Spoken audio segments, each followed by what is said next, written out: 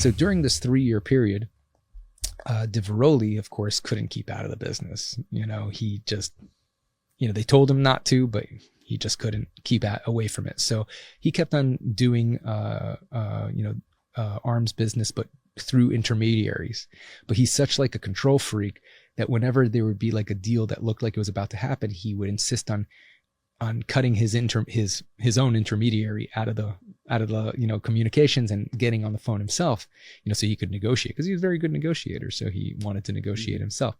So at one point he was trying to do this deal to sell, I think it was magazines to gun magazines, right. To some firearms dealer, I think in the Orlando area, Central Florida area. And the guy who he was trying to do this deal with Googles him, right? And all the New York Times article comes up. The New York Times article was reprinted by like every major newspaper in the world. It got into the Associated Press, network. And so like I saw my name popping up and like I have like, like a Google alert, for like my name. And I saw my name popping up in like all these, like every major city in the world pretty much, because like all their local papers all reprinted it. So he Googles him and he finds, this entire story, and he thinks, man, this guy is in a lot of legal trouble and he's trying to get me to do an arms deal. He's probably trying to incriminate me, to entrap me in order to get time off his own sentence, right?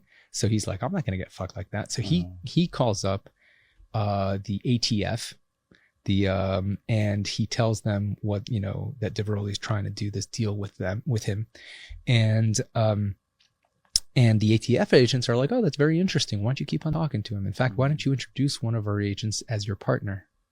And so he introduces one of the undercover ATF agents as his partner to Diveroli. The ATF agent gets on the phone. He's like, yeah, we could do this deal, but I need you to come up and I need to meet you in person in order to do this. So why don't you come up to Orlando and we could close this deal? Now, he wasn't allowed to leave South Florida. That was part of the plea agreement. You're not allowed to leave, that area. And so, but he was like, fuck it, I'm going to do it anyway. He drives up to Orlando, meets with the undercover ATF agents, and the ATF agent, he's like, hey, I just bought this new HK handgun, check it out. And Diveroli is a gun nut, right? And he's like, oh, I love that. I saw that thing just came on the market. Let me see that baby. Like, oh, this thing is awesome. And he's like, we got to go shooting. Let's go to the range. Let's go pick up some ammo. And the ATF agent slaps some cuffs on him, and he's like, you're a felon in possession of a firearm. You're under arrest. Oh my God. Because he had already pled guilty. So he was officially a felon, which, you can get up to 10 years in prison if you're a convicted felon and you're in possession of a firearm. So they arrested him for that. And he, they argued to the judge that they should not grant him bail because he was already violating the terms of his bail in South Florida to go to Orlando. So he's shown that he has no respect for, the terms of his bail. And so they kept him in, I think it was county jail. I don't remember. Yeah, I think it might've been county, for like almost a year, while he was awaiting while the whole Ralph trial played out. And eventually he could have gotten 10 years for the weapons charge, for the possession charge. And he could have gotten up to 5 years for the fraud charge, for the Chinese ammo charge, because, he had pled guilty. So they combined all the counts into one. They can't change that, but they could recommend to the judge to give him the maximum sentence. So he could have gotten a total of 15 years, but he ended up getting 4. So he hired the best lawyers in the business. They negotiated hard. Wow. He ended up getting 4, and he served, I think, 3.5, something like that. Yeah. Wow. Do you think about him anymore? Do you reflect on all this at all, like day to day, or how much reflection do you do? And have you had any contact with him since all this went down? So, I mean, in the beginning, I was reflecting about it a lot because it was just such a, stressful, terrible experience. Right. Thankfully now I barely think about him at all. The only time I ever think about him is when someone wants to talk about the story, or, there are some things that, kind of remind me of him, just the,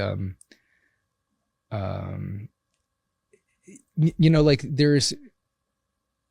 I think that nobody is all good or all bad. Right. Right. There's a lot of things I admire about Efraim. One of the things I admire is his incredible work ethic. Never seen anyone work harder, never.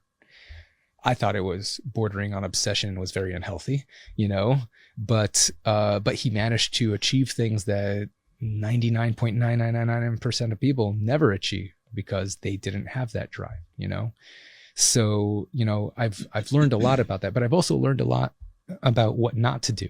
You can't, as you said, you can't live your life burning bridges. I mean, I guess you could, and he has, but eventually it will bite you in the ass. And it did. He spent 4 years in prison because he had no problem burning every bridge he came across. Right. And to be honest, I mean, not that I wish this on him, I don't really care. I wish him the best. I heard he's married now. I heard about that. So I don't know what his life is like now. I hope he's a different person, though I doubt it, because Alex bumped into him after prison and he was pretty much the same guy. Like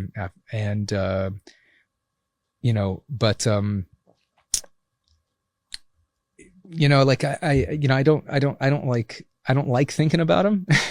Excuse me. I don't like thinking about him.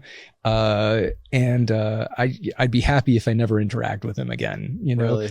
Unless if he calls me up or whatever, and he's like, "Hey, David, I've been thinking a lot about, our time, that we spent, and I feel like I really wronged you. And here's a $5 million check of all the money I owe you." I would be like, "We're best friends now." You can buy my friendship like that. Yeah. I mean, if he apologizes and admits his wrongdoing and makes up for it. Absolutely. Yeah. I'm a forgiving person. I don't have like a vendetta against him or anything like that, but he's never going to do that. I mean, at least every bit of evidence that I know about, my experience with him is that he's never going to do that. So, in that case, I have no desire to interact with him again. And I hope he doesn't hurt too many people, along the way of what he's doing now. What was the biggest lesson you learned from this whole thing? I would say the biggest lesson is that be careful who you work with, be careful who you associate with in general, not just work, but, and that sometimes, you may think that, like I thought, my thought process the whole time was like, I really didn't like working with him in particular. I didn't like the work in general.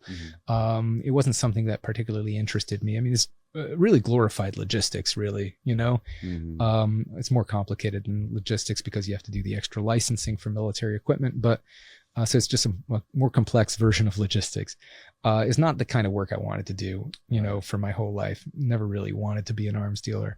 And I hated working with Diveroli just because he was just such a stressful person to be around. But I thought to myself, well, if I could just stick it out just a little bit longer, I'll make millions of dollars and then I'm set. And then I'll be free, for the rest of my life to pursue my passions. And, like I understand why I made that decision at the time. And I think but like sometimes I question, like if the deal had gone well and he didn't fuck me over, right? And I made $15 million, right? Would I have stopped at that point? Or would I have been like, oh, I can make $100 million, Yeah, I'm so good at this. I'm such a great arms dealer, People tend to do what they're good at, So, I mean, I could have stopped, but I could have also very well not have stopped. Right. So, I think that being very careful about who you work with, and taking the long view, you may think that you can make a lot of money now real quick, but there's a lot of ways to make money, and what you work becomes a huge part of who you are. And so you have to be very careful about, because that's most of the time you spend is, your waking day is in your job, right? So you become the things that you work at. So you have to be very careful about what you do, that you're happy with the work you're doing, that you feel satisfied and fulfilled by the work that you're doing, who you're working with, that you actually trust them, that you like them as a person, and think that, never think that anything, is going to be just a short-term thing, because in life, things just always extend way longer than you expect. And most of the things you do just keep on going, especially if they're going well. Right.